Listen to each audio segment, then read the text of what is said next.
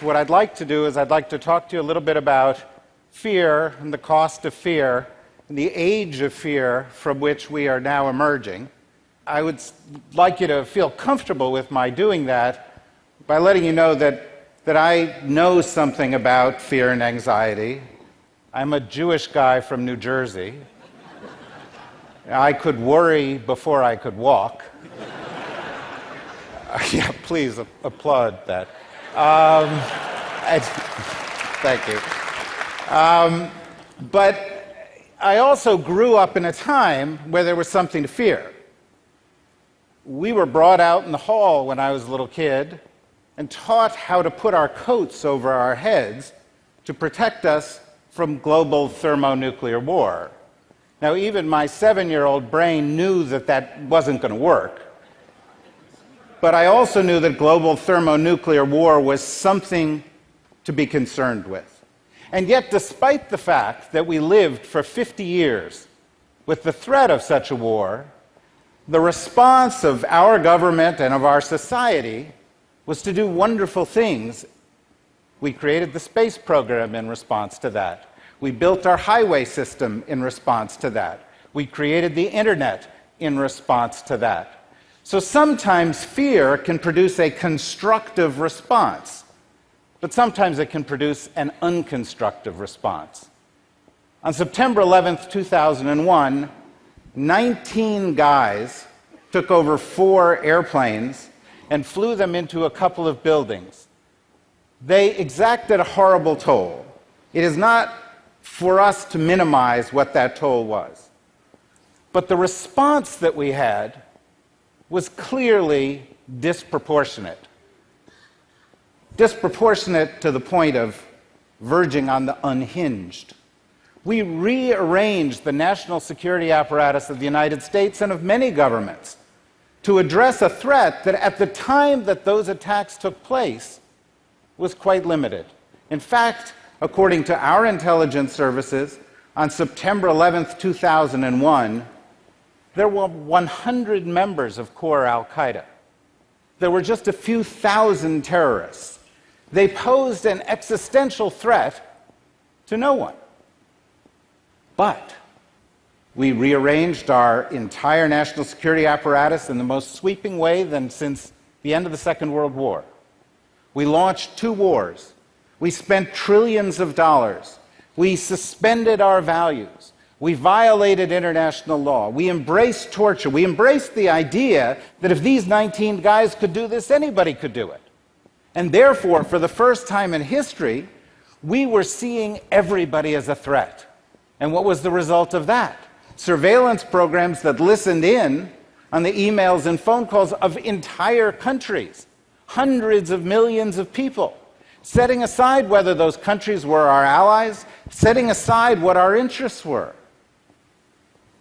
I would argue that 15 years later, since today there are more terrorists, more terrorist attacks, more terrorist casualties, this by the count of the US State Department, since today the region from which those attacks emanate is more unstable than at any time in its history, since the flood, perhaps, we have not succeeded in our response.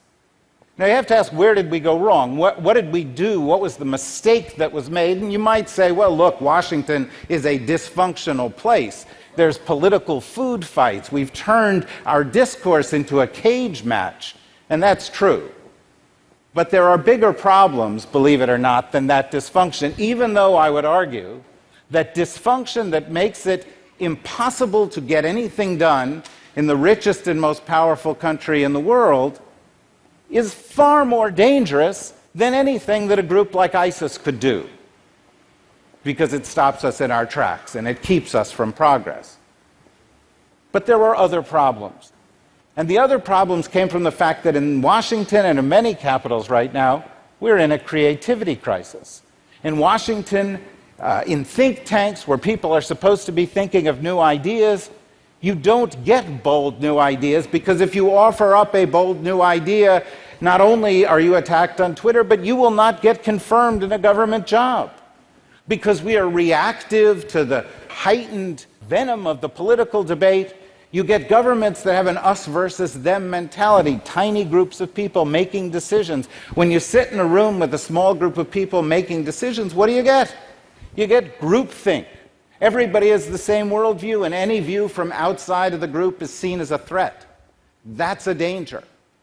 You also have processes that become reactive to news cycles. And so the parts of the US government that do foresight, that look forward, that do strategy, the parts in other governments that do this can't do it because they're reacting to the news cycle. And so we're not looking ahead. On 9/11, we had a crisis because we were looking the wrong way.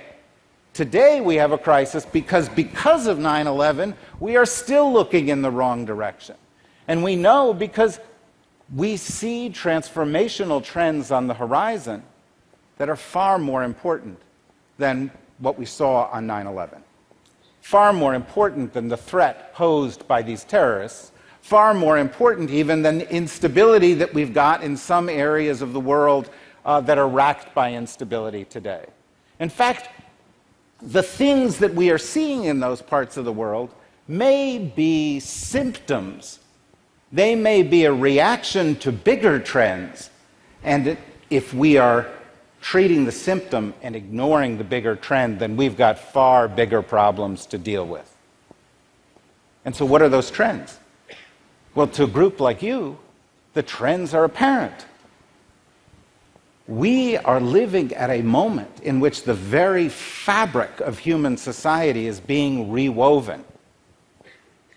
If you saw the cover of The Economist a couple of days ago, it said that 80% of the people on the planet by the year 2020 would have a smartphone. They would have a small computer connected to the internet in their pocket. In most of Africa, the cell phone penetration rate is 80%. We passed the point last October when there were more mobile cellular devices, SIM cards, out in the world than there were people. We are within years of a profound moment in our history when effectively every single human being on the planet is going to be part of a man-made system for the first time, able to touch anyone else, touch them for good, touch them for ill. And the changes associated with that are changing the very nature of every aspect of governance and life on the planet in ways that our leaders ought to be thinking about when they're thinking about these immediate threats. On the security side, we come out of a Cold War in which it was too costly to fight a nuclear war, and so we didn't, to a period that I call cool war, cyber war, where the costs of conflict are actually so low that we may never stop. We may enter a period of constant warfare. And we know this because we've been in it for several years, and yet we don't have the basic doctrines to guide us in this regard. We don't have the basic ideas formulated. If someone attacks us with a cyber attack, do we have the ability to respond with a kinetic attack? We don't know. If somebody launches a cyber attack, how do we deter them? When China launched a series of cyber attacks, what did the US government do? It said, we're gonna indict a few of these Chinese guys who are never coming to America. They're never going to be anywhere near a law enforcement officer who's going to take them into custody. It's a gesture. It's not a deterrent. Special forces operators out there in the field today discover that small groups of insurgents with cell phones have access to satellite imagery that once only superpowers had. In fact, if you've got a cell phone, you've got access to power that a superpower didn't have and would have highly classified 10 years ago. In my cell phone, I have an app that tells me where every plane in the world is, and its altitude, and its speed, and what kind of aircraft it is, and where it's going, and where it's landing. They have apps that allow them to know what their adversary is about to do. They're using these tools in new ways. When a cafe in Sydney was taken over by a terrorist, he went in with a rifle and an iPad. And the weapon was the iPad. Because he captured people, he terrorized them, he pointed the iPad at them, and then he took the video and he put it on the net, and he took over the world's media. But it doesn't just affect the security side. The relations between great powers, we thought we were past the bipolar era. We thought we were in a unipolar world where all the big issues were resolved. Remember, it was the end of history. But we're not. We're now seeing that our basic assumptions about the internet, that it was going to connect us, weave society together, are not necessarily true. In countries like China, you have the Great Firewall of China. You've got countries saying, no, if the internet happens within our borders, we control it within our borders. We control the content. We are going to control our security. We are going to manage that internet. We're going to say what can be on it. We're going to set a different set of rules. Now, you might think, well, that's just China. But it's not just China. It's China, India, Russia. It's Saudi Arabia. It's Singapore. It's Brazil. After the NSA scandal, the Russians, the Chinese, the Indians, the Brazilians, they said, let's create a new internet backbone because we can't be dependent on this other one. And so all of a sudden, what do you have?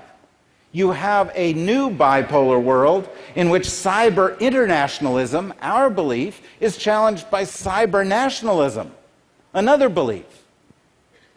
We are seeing these changes everywhere we look. We are seeing the advent of mobile money. It's happening in the places you wouldn't expect. It's happening in Kenya and Tanzania, where millions of people who haven't had access to financial services now conduct all those services on their phones.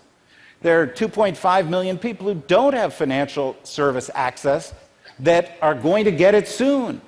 1 billion of them were going to have the ability to access it on their cell phone soon. It's not just going to give them the ability to bank. It's going to change what monetary policy is. It's going to change what money is. Education is changing in the same way. Healthcare is changing in the same way. How government services are delivered are changing in the same way. And yet, in Washington, we are debating whether to call the terrorist group that has taken over Syria and Iraq ISIS or ISIL or Islamic State. We are trying to determine how much we want to give in a negotiation with the Iranians on a nuclear deal, which deals with the technologies of 50 years ago, when in fact we know that the Iranians right now are engaged in a cyber war with us, and we are ignoring it, partially because businesses are not willing to talk about the attacks that are being waged on them. And that gets us to another breakdown that's crucial, and another breakdown that couldn't be more important in a group like this. Because the growth of America and real American national security and all the things that drove progress, even during the Cold War, was a public-private partnership between science, technology, and government that began when Thomas Jefferson sat alone in his laboratory inventing new things. But it was canals and railroads and telegraph. It was radar and the internet. It was Tang the breakfast drink. Probably not the most important of those developments. But what you had was a partnership and a dialogue, and the dialogue has broken down. It's broken down because in Washington, less government is considered more. It's broken down because there's, believe it or not, in Washington, a war on science, despite the fact that in all of human history, every time anyone has waged a war on science, science has won.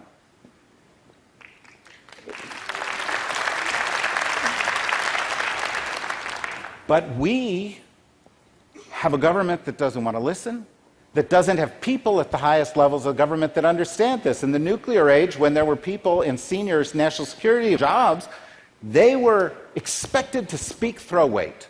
They were expected to know the lingo, the vocabulary.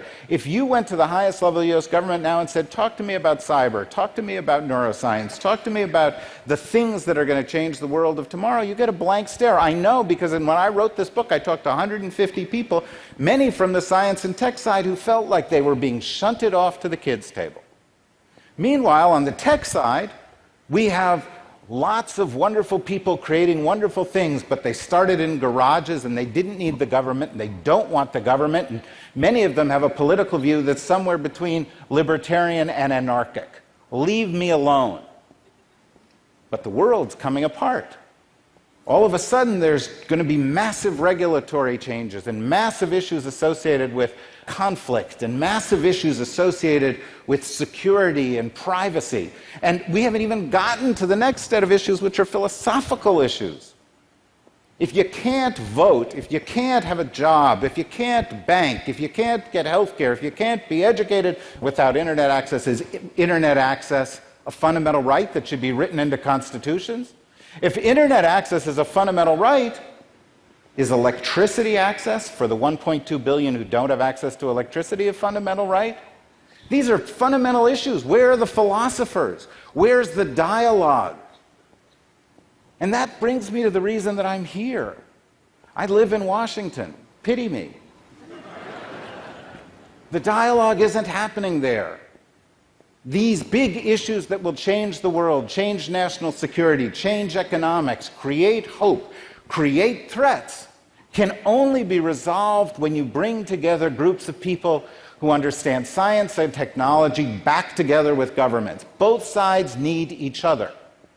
And until we recreate that connection, until we do what helped America grow and helped other countries grow, then we are going to grow ever more vulnerable. The risks associated with 9/11 will not be measured in terms of lives lost by terror attacks, or buildings destroyed, or trillions of dollars spent.